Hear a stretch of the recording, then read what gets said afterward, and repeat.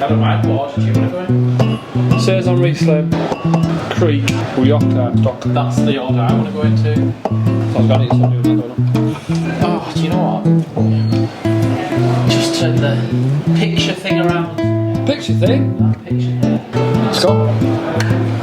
Welcome back to Steamship Brew Company, home of the Fellowship of Beer. In the corner of love. The Corner of Love. Yeah. Also known as the Yorkshire Corner. It's the Yorkshire corner, it has a map of Yorkshire. I'm Nick. I'm Phil. We love maps. And Corners. beer, more important. Yay! What have we got? We've got... In the latest instalment of Fellowship of Beer Club. These are the 4 fruity. These all have fruit elements Amazing. to them. And that's what we're going to try to do. Okay. So these are beers that the Fellowship have voted on to be in their box, as well as a couple of cheeky surprises they didn't know were here. Yeah. Which were our choice. Which were our choice. And what wonderful choices they are. Obviously. So are we going to start with one of our choices? Yeah, or let's start go with a Fellowship choice. We're going to go with one of our own. We're going to go Saison, Riesling, Reprise. Oh, delightful. And shout out to the English beer gentleman who came and visited us and left us a bottle opener. That's amazing. Must Thank be you. a gentleman. Why did we reprise it? Because we're quite selfish sometimes and we want to drink the beers that we really, really like. Again. And this was our favourite beer from 2 years ago. It was our first white wine barrel-aged beers, if I recall correctly. Look at that. It was aged in a Riesling barrel, Californian Riesling barrel. Good that. How long did we age it for? 6 months? 6 months. Yeah. I mean, that aroma straight away, it just hits you, doesn't it? White wine. You're more of a wine lover than me. Tell me what this white wine's bringing to the party. That's very nice. You're getting like hints of like honeydew melon, really slight gooseberry notes, which give it that slight refreshing zing on the palate. It's very nice. I get kind of tart apricot close to it. Now, we also suspect at bottling that there may be some Brettanomyces in here, and there is. Ever so slight later on, there is a slight funk which would have been from the barrel. Yeah.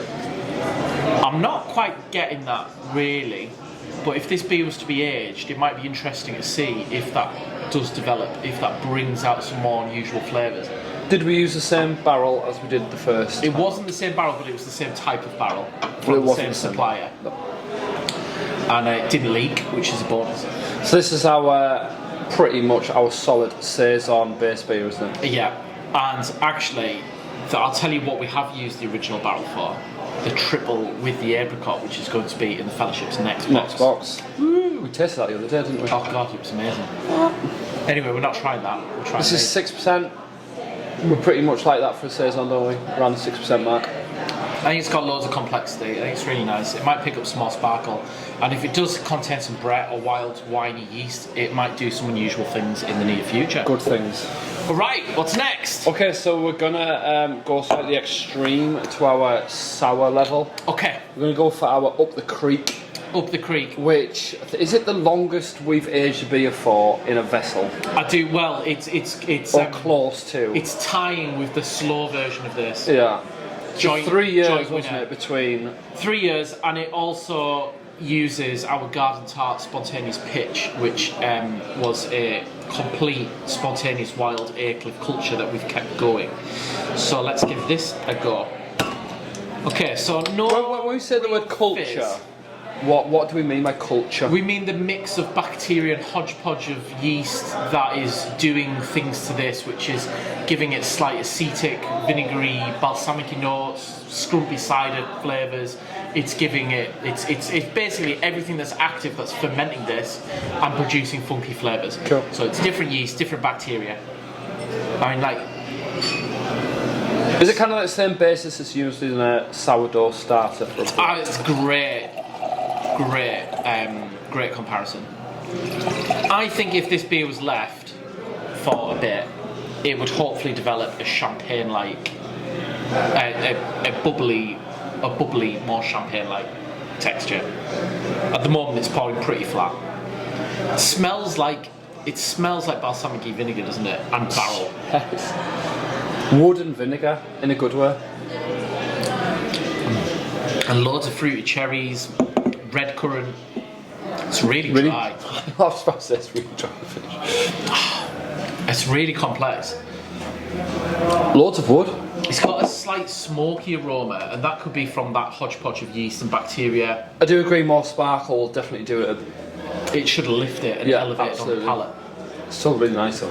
It's delicious. That balsamicness isn't unpleasant, is it? No, not at all. No. That's like an acetobacter bacteria that does make vinegar, and that's going to be so minor quantities. Is that the same type of thing as you see in like your Flanders beers? Yeah, absolutely. I'd say this is, this has got very much lambic, very much Flanders flavours going on. It's got Duchess Bourguignon flavours going to it. Absolutely. Yeah, I'm good at pronouncing this. Definitely. Some people there like love them or hate them beers, aren't they? Someone on the forums on about a beer that we've done, the Bramble Barley Wine, firing really well with lamb. This would be amazing with lamb. Great with lamb. Easter's coming up. It's sacrificial lambs. Yeah. Wow. Alright, so that is Up the Creek, 6.4%, made with it's a very old beer, it's been made with our garden tart. It's got a good pitch. aggressive sourness, hasn't it, on the bite to it? Yeah, it's not for the uninitiated. No. For people who think sours can be one-dimensional, this is going to be a great eye-opener. Absolutely. What's next? We're going to go red grape. Okay. Barrel aged Rioja Saison. So this was a choice of ours. Yes, again. And this was a seagull. A seagull. Eagle for me to say. Yeah. To Saison Tempranillo. Yeah. In a Rioja barrel. Yeah. But we took it one step further. So again, did we use the same Saison base beer? Yes. And we threw it in a Rioja barrel. Yes. Then threw some red grape in it. A load of red grape. Okay. We're quite happy, aren't we? Yeah, and this was one we were so excited about aging away. And this is the kind of beer that the Fellowship deserves. This is You'll see why we're happy when we pour it. The colour's amazing, isn't it? It's red wine.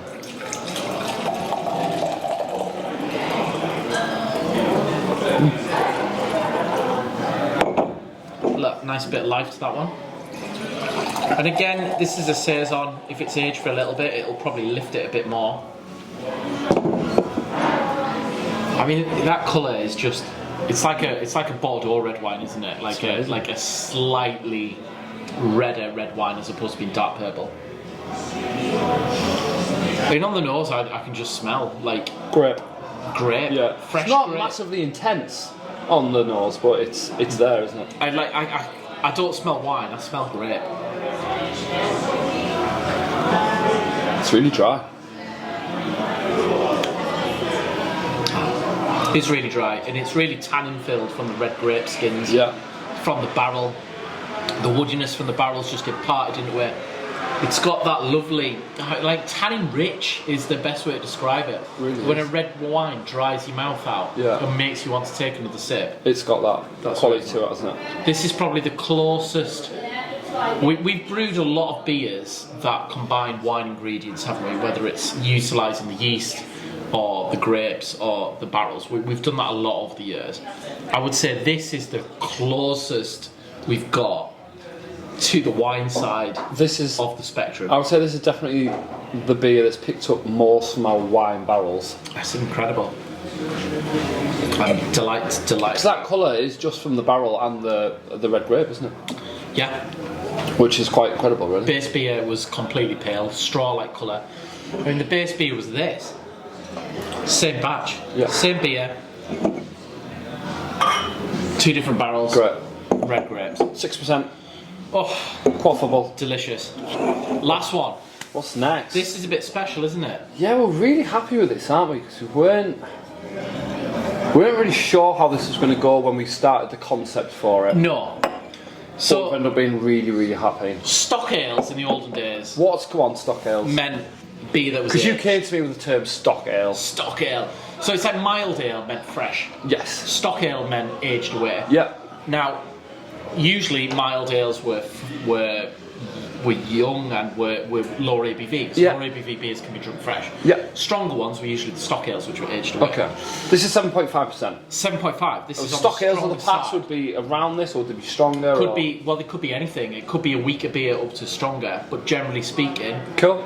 this is a perfect ABV for a beer to be kept away. I agree. And they would do this, they would keep it for years in the barrel, like 3 years in the barrel, and then this would be tapped Yeah. and drunk fresh. Amazing. Now, the story is from Rodenbach that they learned the idea of blending stock ales back with younger ales Yeah. from British brewers. And that's where Flanders Reds and stuff like that, it comes from a British tradition. So like, Rodenbach Grand Crus and things like that. Yeah. So how Rodenbach started, like those beers, those sour beers started as a homage to British stock ales. Amazing. So we've called this our So homage. stock ales, would that have just been a strong ale, really? A strong ale age away. Left to do its thing. What is this? What have we produced? We've kind of produced the kind of strong English bitter, strong English ale, somewhere towards the barley wine side of things. We've put it in this lovely Rioja barrel, and then we've added elderberries to it. Wild foraged elderberries from our own fair hands. Crush them with our feet. It adds to the flavour. We didn't do that. We stuck it in the freezer because it wasn't ready for the... That's right. We stuck it in the freezer for 6 months with the hops because it wasn't ready for the elderberries. That has a dry smell. Does that sound... Yeah, well, elderberries are musky, aren't they? They're a very musky kind of fruit. It doesn't smell intensely elderberry, but it See, smells am I fruity. allowed to pick a favourite from the four? Yeah, absolutely. It's this. Oh, It really is. do you know what? I'm with you. It's great. So it is complex. It's got loads going on. It's the first time I've tried it out the bottle. We're just having a conversation out between ourselves now. First time I've had it. Is this the first time you had Out it? the bottle, yeah, it's very, really good. I suppose, like It's the first you time I've haven't had tried it since we were tasting from the barrel. No, I I've didn't not had know it since that. then. I didn't know that. That's amazing. Should put our prices up. Stop people buying it. That's so we can have really, it. really good.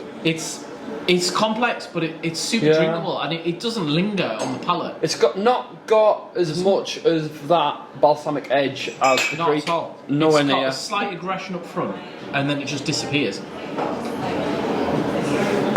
It's got a slight tartness, but I get more tartness from fruit than anything else. Yeah, That's great. it's lovely, isn't it? Absolutely great. If it was Christmas, Yeah, I'd get you one. if it was Easter, Yeah, I'd have that with lamb. I think all these will go well with lamb. Great. I think we should have That's really, really a nice. lamb sour fruity beer fest. That's very nice. I'm not saying that I didn't think it would be nice, but it's taken me by surprise how nice it is. Elderberries. And that surprised me as well. Elderberries in a Rioja barrel. Wow. Thanks. So thanks for watching. Yeah, that's amazing. And Enjoy. We're going to follow this up with the final video of the series where we look at the 3 strong beers. Now, if we're dressed in the same clothes, it's not because we've done this in the same day. No, not at all. It's just because we're poor and don't have any other clothes. If we're slurring, it's because we have done it in the same day. You'll know it's a different day because we'll be in a completely different part of the brewery. Amazing. Cheers, Phil. Thanks for joining me. Yeah, cheers. Enjoy, guys. Where's the bottle flowers? This is Elderberry stock. Gravy, yeah. No. What do you think of that one? Does this smell amazing? Is that the bottle we've been before? Elderberry stock ale. Stock ale. Yeah. Do you like it? Genius. Thanks.